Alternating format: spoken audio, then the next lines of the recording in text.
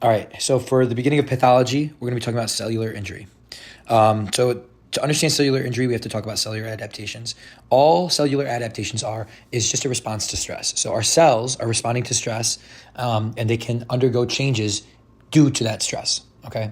Our body is just like any other machine or mechanism. It's very, very smart in the way that it works. If there's an increase in stress, that means cells will change, okay? There will be an adaptation to the cells, okay? The first cell adaptation that you have to understand is hypertrophy.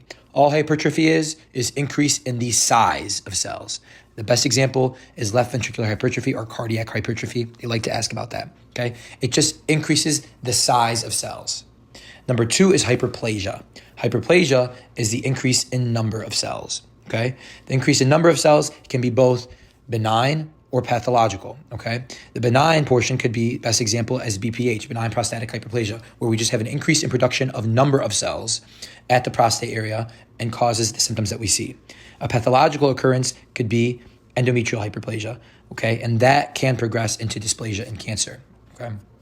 We will not see hyperplasia in permanent tissue due to the fact that they lack the ability to just duplicate or replicate, okay? And that's normal for all of those permanent tissues. They have that lack of ability to undergo hyperplasia, okay? So remember, hypertrophy, increase in size of cells. Hyperplasia is increase in number of cells. Hyperplasia can be both denoted as either pathological or physiological, okay?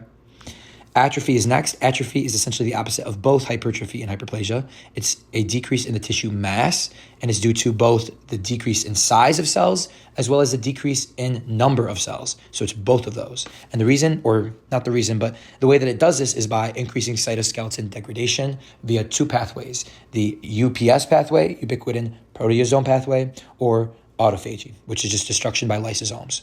Okay, that's all that occurs, and that's how we decrease the number or the size of the cell is via those 2 because it drops protein synthesis, and then we can also decrease the number of cells via apoptosis. Okay, so atrophy includes both of those. Okay, next is metaplasia. So once again, our body responds to stress in different ways. Now, what happens here is that if I have a continuous stressor located at a site of cells that is not normally, associated with that stressor, then it will change the type of cell that's experiencing that stressor. Okay, so does that make sense? I feel like it'd be better explained with an example. The best example is Barrett's esophagus. Okay, so we have gastric acid coming up from the stomach and attacking the lower portion of the esophagus. And this is usually due to GERD, secondary to GERD, where we have that gastric acid coming up through that lower esophageal sphincter because the lower esophageal sphincter is a little too loose. It has no ability to really close as well as it used to. So it allows for gastric acid to go up into the esophagus where there normally is no acid. So in that type of stressful environment, the esophageal cells are going to change, okay? And they're going to change in a manner that's very similar to the stomach, right? Because the stomach is the cells that normally experience gastric acid, okay? So just be cognizant that this process is reversible, okay? It can be reversed. If I stopped GERD immediately, stopped allowing for acid to enter, then I can change from our columnar non-ciliated mucinous epithelium, which is what happens during metaplasia, and go back to the normal striated squamous cells, okay? So that squamous cell area would be normal. I could go back and reverse it for metaplasias, okay?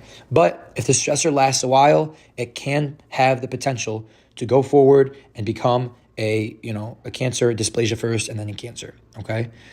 Now, dysplasia is next, okay? So dysplasia is just disordered pre-cancer, okay? So it's precancerous, it's disordered epithelial cell growth, okay? Now, the important part here is that you notice what's going on. It will have pleomorphism, multiple cell shapes, multiple cell sizes, multiple nucleuses. So those, if you see something like that, but it still is somewhat ordered, okay, it's disordered but not massively out of completely crazy, then you're dealing with something like dysplasia, okay? And we already talked about the 2 things that can progress to dysplasia, the pathological hyperplasia or metaplasia that we do not give any medication that we couldn't protect that metaplasia. So we didn't change the metaplasia, it turns into dysplasia, okay? We didn't treat the pathological hyperplasia, so it turns into dysplasia, okay? And now, dysplasia, okay, can eventually lead down the road to a neoplasm once it breaks through the basement membrane, okay? So very important. Can dysplasia be reversed? Yes, it is reversible, but we have to catch it early, okay, so that we can help regress the dysplasia, okay? Very important to know. It usually is, once again, dysplasia is preceded by persistent metaplasia or pathological hyperplasia, okay? Those are the high-yield topics for cellular adaptations, and I'm just going to move on to cellular injury very quickly. There's two types of cellular injury that we need to understand. There's reversible and there's irreversible. The reversible is marked by cellular swelling. Very important. Cellular swelling. They can tell you that loss of microvilli occurs. Well, you're going to have to make that connection that means that there's cellular swelling. Because if you lose microvilli, that means that the cell is starting to swell and you're losing those structures on the outside. Okay. Why is cellular swelling occurring for reversible cell injury? Because usually it's due to the fact that we have lost our ATP, which leads to a loss in activity of calcium and sodium potassium pumps, causing sodium and calcium to build up in the cell. And guess what? Water follows that sodium. So water starts to follow sodium, which is trapped in the cell, causes cells to swell. Very easy, very quick, straight to the point. That's all I'm going to tell you about it. Now, separate it from irreversible cell injury. The way we separate it from irreversible cell injury is by breakdown of the plasma membranes, okay? So I told you cellular swelling or membrane swelling or blooding is reversible cell injury. Irreversible cell injury is complete breakdown of those membranes, okay? No longer swelling, but completely lost, okay? Now, there's multiple ways in which this irreversible cell injury can occur, and we're going to get to those different types of cell death later on.